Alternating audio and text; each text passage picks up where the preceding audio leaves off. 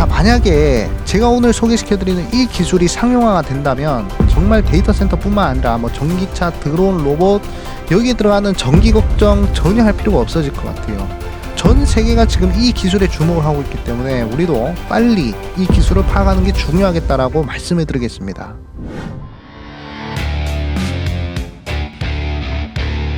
네, 반갑습니다. 개인치유분들 수익맨입니다. 자, 오늘은 2000조 규모 데이터 센터 전력난 이 기술로 극복 가능합니다. 전 세계가 주목하고 있어요 라는 주제로 영상을 준비가 되었습니다. 최근 들어가지고 데이터 센터와 관련된 쪽으로 해서 증시의 자금들이 상당히 몰리는 그런 이제 시점인데, 제가 오늘 소개시켜드리는 이 기술을 우리 시청자분들이 좀 주목을 하신다면 제가 봤을 때 이 전력난이라는 부분에 대해서 어느 정도 해소가 가능하지 않을까라고 생각을 하고 있습니다. 거기에 따라서 관련된 종목도 굉장히 좋은 흐름이 나올 것으로 보고 있어요. 그렇기 때문에 오늘 영상 꼭 집중을 해주셨으면 좋겠다 이렇게 좀 말씀해 드리겠습니다. 자, 결국에는 지금 대부분의 이 피크 기업들이 집중을 하는 게 뭐냐면 전체적으로 AI에 집중을 하고 있습니다. 그것은 우리 개인 투자분들은 모두 다 알고 있는 그런 상황이다라고 생각을 하는데, 엔비디아가 지금 AI 시대에 가장 강력한 기업으로 좀 이제 성장을 하고 있는 그런 시점이죠. 그 엔비디아 같은 경우에는 데이터 센터에 들어가는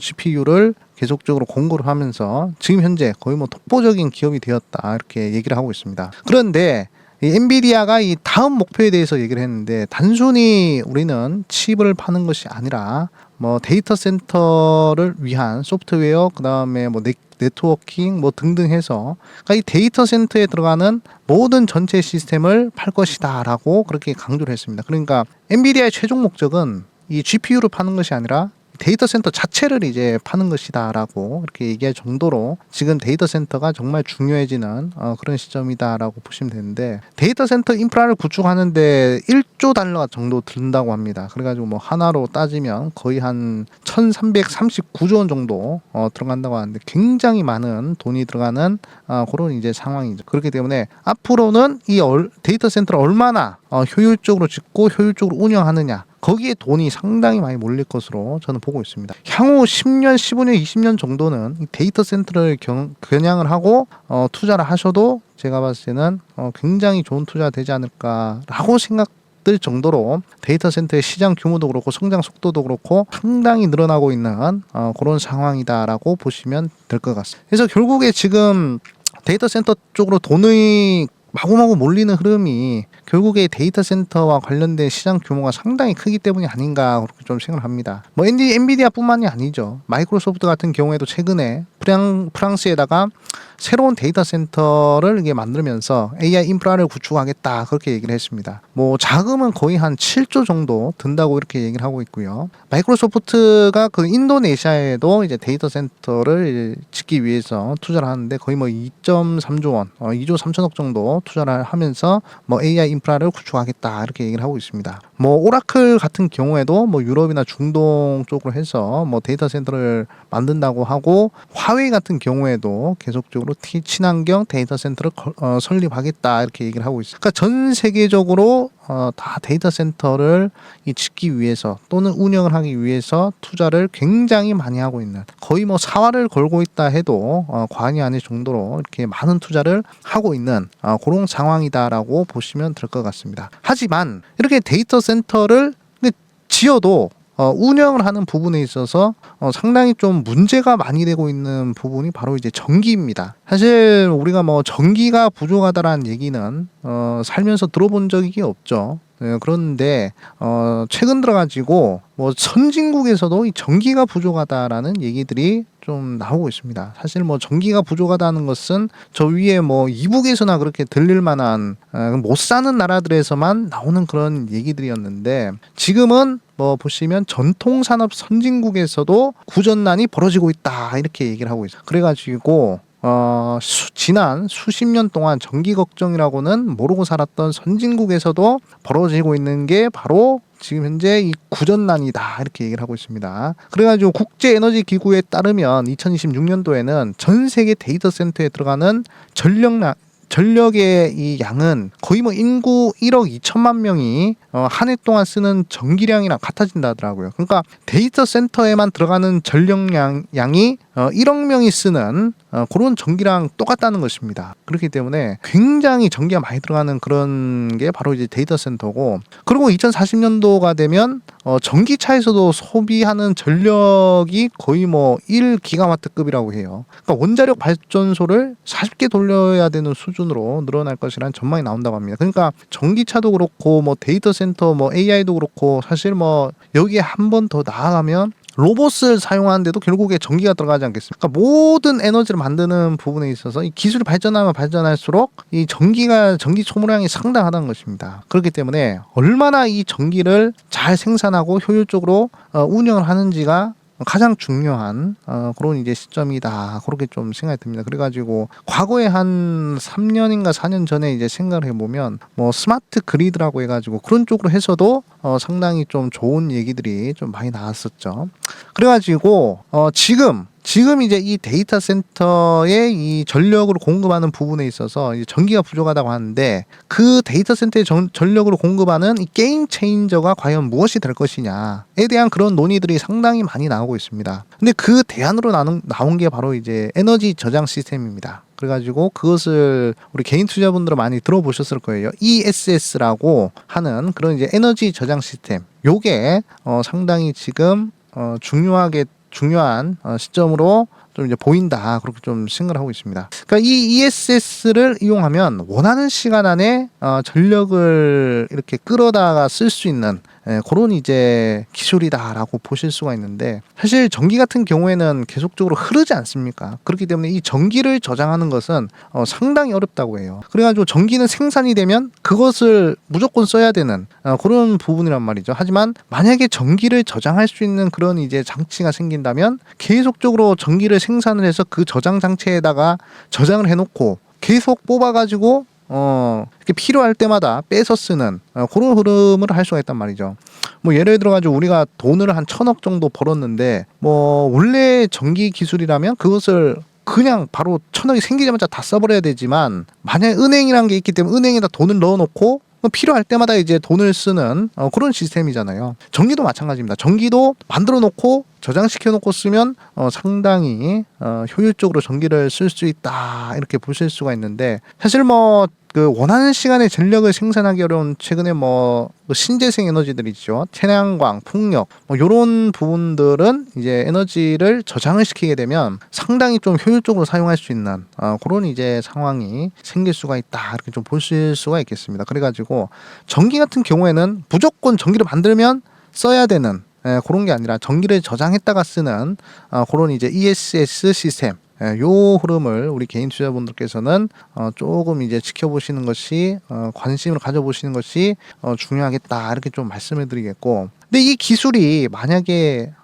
좀 이제 상용화 되었다면 지금 뭐 전기 걱정을 할 필요가 없었겠죠. 근데 이 ESS의 이 단점이 뭐냐면 전기를 저장하는 부분에 있어서 그 ESS 장치가 계속적으로 불이 난다는 겁니다. 그러니까 전기를 저장시켜 놓으니까 이게 그 전기의 그 뭐 부분들이 계속적으로 뭐 이게 움직인다고 해가지고 이게 지금 뭐 불이 많이 난다, 이렇게 얘기가 나더라고요. 그래가지고 우리나라에서 ESS를 하고 있는 기업들도 지금 이 불 나는 것 때문에, 그것 때문에 이제 ESS를 개발하는 부분에 있어서 상당히 좀 애를 먹었단 말이죠. 하지만 이제 새로운 ESS 기술이 나왔는데 바로 이제 장주기 ESS라는 것이 나왔다고 합니다. 그래가지고 이게 이제 뭐 중앙 뭐 급전 발전기 한 축으로 뭐 도약을 하고 있다, 이렇게 얘기를 하고 있는데, 그러니까 뭐 장주기 ESS라는 부분을 우리가 좀 눈여겨 보셔야 되지 않을까, 그렇게 좀 생각을 하고 있습니다.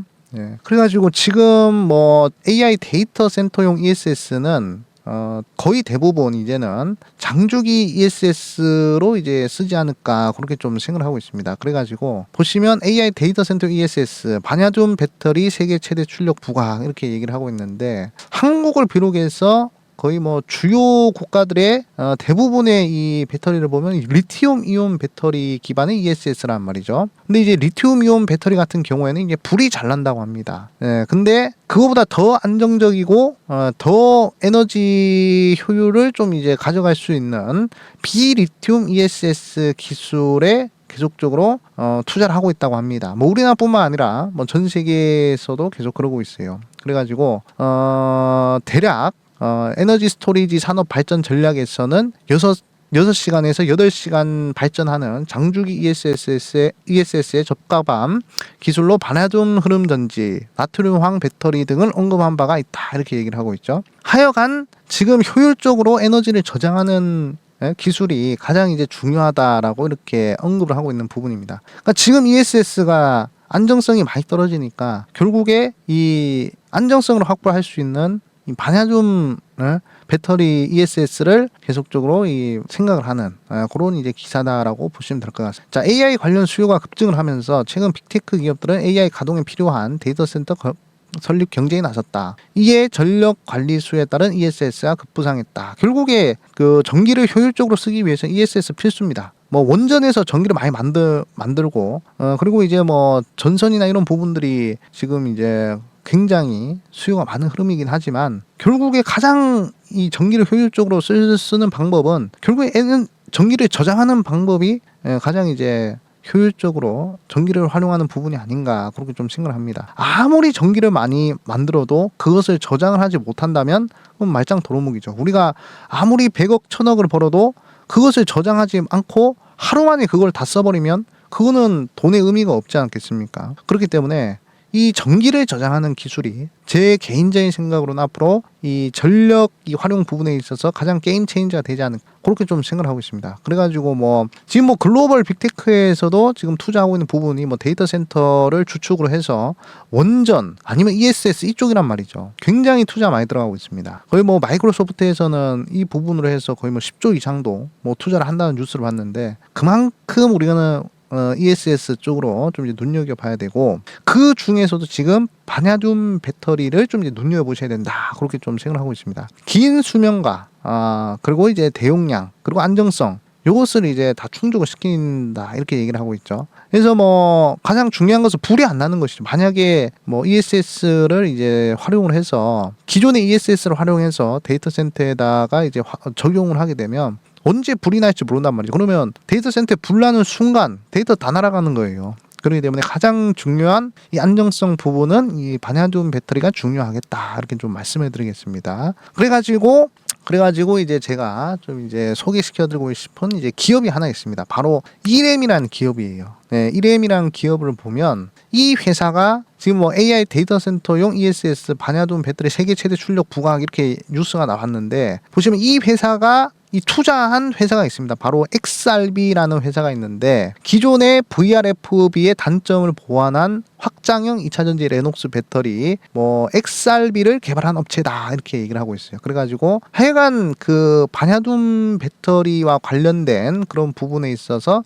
이 신기술을 확보한 그런 회사 바로 이제 XRB다라고 보시면 되는데 근데 이 이램이 이 회사의 이제 지분을 가지고 있기 때문에 아마 우리나라에서 굉장히 좀 이제 좀 부각을 받지 않을까 그렇게 좀 생각하고 있습니다. 그래서 미국 등 글로벌 특허 수출원에 성공을 했으며 국내에서 유일하게 국산 기술과 국산 장비를 통해 뭐 사업화를 진행 중이다 이렇게 얘기를 하고 있습니다. 그래가지고 XRB의 바나듐 배터리는 설계 특성상 고출력 고효율 장주기 ESS용으로 사용이 가능하다. 또 기존의 VRFB의 적용을 통해 종래 수준의 2배에서 3배 높은 고출력 특성을 구현했다 이렇게 얘기를 하고 있어요. 그만큼 XRB에서 만든 요 ESS가 기존의 ESS보다는 훨씬 더 효율적이다 이렇게 얘기를 하고 있고 이램이라는 회사가 이 XRB에 투자를 했다 이렇게 XRB의 지분을 가지고 있다 이렇게 얘기를 하고 있습니다.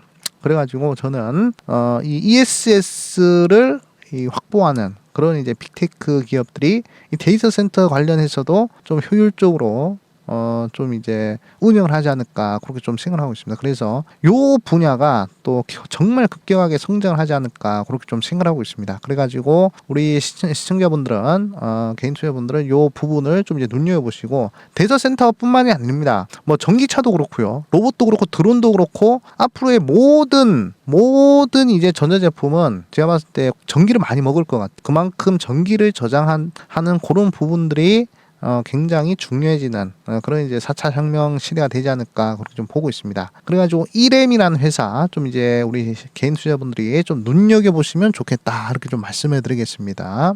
자 그러면 이제 1M이란 종목의 차트 흐름을 좀 보도록 하겠습니다. 네, 최근 들어가지고 이제 크게 하락을 했던 그런 이제 종목인데 최근에 이제 유상증자를 한다고 해가지고 여기서 이제 갭하락을 해서 거의 뭐 한 26%까지 하락을 했었습니다만 최근 들어가지고 양봉이 연속적으로 1개, 2개, 3개, 4개, 5, 6개, 6개가 이제 발생을 하면서 좋은 흐름이 나오고 있다라고 보고 있습니다.